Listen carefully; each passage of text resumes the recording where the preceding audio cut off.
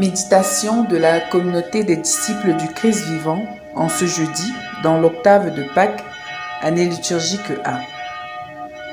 Évangile de Jésus-Christ selon saint Luc, au chapitre 24, les versets 35 à 48.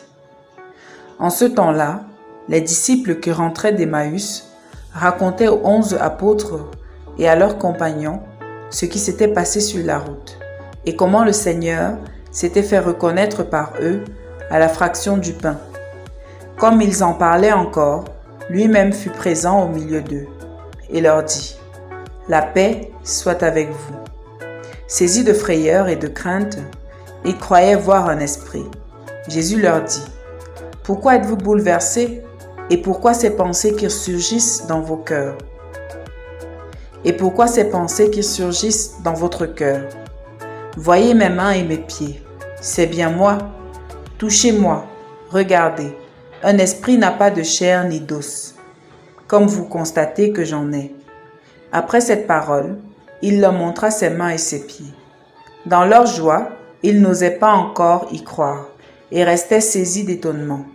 Jésus leur dit : « Avez-vous ici quelque chose à manger ? » Ils lui présentèrent une part de poisson grillé qu'il prit et mangea devant eux. Puis il leur déclara : « Voici les paroles que je vous ai dites quand j'étais encore avec vous. Il faut que s'accomplisse tout ce qui a été écrit à mon sujet dans la loi de Moïse, les prophètes et les psaumes. » Alors il ouvrit leur intelligence à la compréhension des Écritures. Il leur dit : « Ainsi est-il écrit que le Christ souffrirait, qu'il ressusciterait d'entre les morts le troisième jour, et que la conversion serait proclamée en son nom pour le pardon des péchés à toutes les nations, en commençant par Jérusalem. À vous d'en être les témoins. » Acclamons la parole de Dieu.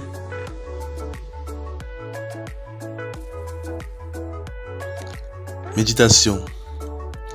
Bien-aimés du Seigneur, avons-nous déjà fait l'expérience de la peur ? Certainement oui, et chacun selon ce qu'il traverse. Les disciples de Jésus sont enfermés et malgré les apparitions du ressuscité à Marie-Madeleine, aux 2 disciples d'Emmaüs et à Simon-Pierre, ils ne retrouvent pas toujours la quiétude. Ils sont inquiets et ne savent plus quoi faire, au point que quand Jésus leur apparaît à eux tous rassemblés, ils croient voir un esprit. Ils avaient oublié ce que Jésus leur avait dit à son sujet, c'est-à-dire qu'il allait souffrir, mourir et ressusciter le 3e jour.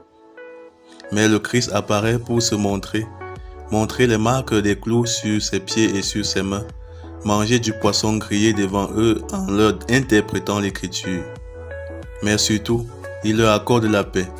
Le Christ a le souci de voir ses amis vivre en paix. Et à nous qui sommes constamment frappés par de nombreux événements de la vie et qui sombrons quelquefois dans l'angoisse et la tristesse, le Christ nous offre sa paix. Il s'agit de la paix intérieure, mais aussi de la paix entre nous. Car, par sa résurrection, le Christ montre que l'amour vainc la haine. Nous avons donc besoin de la présence du Christ pour nous et pour tous, présence qui se rend effective dans sa parole et l'Eucharistie. Ce sont là les sources nécessaires pour une paix véritable. Puisse le Seigneur nous accorder de l'invoquer vraiment et honnêtement pour qu'il nous accorde sa paix. Prions. Seigneur ressuscité, manifeste ta présence et accorde la paix à nos cœurs angoissés, à nos familles, à notre monde. Intercession. Prions pour les peuples qui vivent dans l'inquiétude à cause de la faim, la guerre, l'insécurité. Que Dieu se manifeste à eux et leur accorde de puiser dans sa parole et dans l'Eucharistie pour conquérir la paix. Marie, Notre-Dame de la paix, intercède pour nous. Exercice spirituel. Regarder une situation bouleversante de ma vie, lire la parole et participer à l'Eucharistie avec l'intention de dissiper cette peur par la présence du Christ et puis évaluer. Loué soit Jésus-Christ.